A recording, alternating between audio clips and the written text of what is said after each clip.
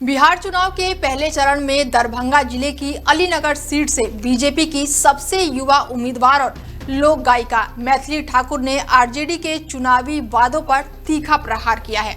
25 साल की मैथिली ठाकुर ने अपनी कम राजनीतिक अनुभव को स्वीकार किया, लेकिन साथ ही बिहार को एक व्यवहारिक समाधान देने पर जोर दिया।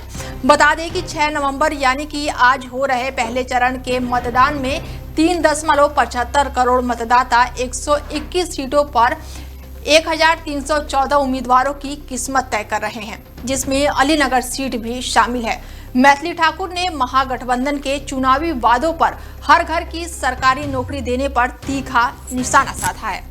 गायिका से राजनेता बनी मैथिली ठाकुर ने कहा कि ये कहना है कि आप हर घर को एक सरकारी नौकरी देंगे व्यवहारिक नहीं है। मैं एक यथावादी व्यवहारिक विचार प्रक्रिया का पालन करती हूं, जिसे जमीन पर लागू किया जा सकता है। उन्होंने कहा कि ऐसा कोई भी वादा करना जो संभव ना हो, लोगों की भावनाओं के साथ खेलने जैसा है। बिहार विधानसभा चुनाव 2025 के पहले चरण का मतदान सुबह 7 बजे से ही शुरू हो गया है। मतदान के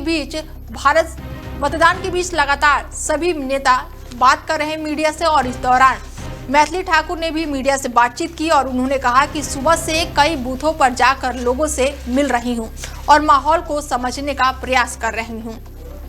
आगे वो कहती हैं कि मैं ये देख रही हूं कि किसी को असुविधा नहीं हो रही है। दरभंगा की अलीनगर सीट पर ये चुनाव पीढ़ियों के बीच चुनावी लड़ाई का एक दिलचस्प उदाहरण बन गया है। 25 साल की बीजेपी उम्मीदवार मैथिली ठाकुर का मुकाबला राष्ट्रीय जनता दल के उम्मीदवार विनोद मिश्रा से है, जो कि राजनीति के अनुभवी नेता माने जाते हैं। और अब देखना ये होगा कि अलीनगर की जनता अनुभवी नेता के साथ जाती है या फिर युवा उम्मीदवार मैथिली ठाकुर को चुनकर विधानसभा भेजती है। फिलहाल ये तो आने वाला 14 नवंबर को पता चलेगा कि अलीनगर में किसका दबदबा बना रहेगा। फिलहाल इस खास पेशकश में मेरे साथ इतना ही। बने रहिए आप हमारे साथ और देखते रहिए डेली 24 भारत। नमस्कार।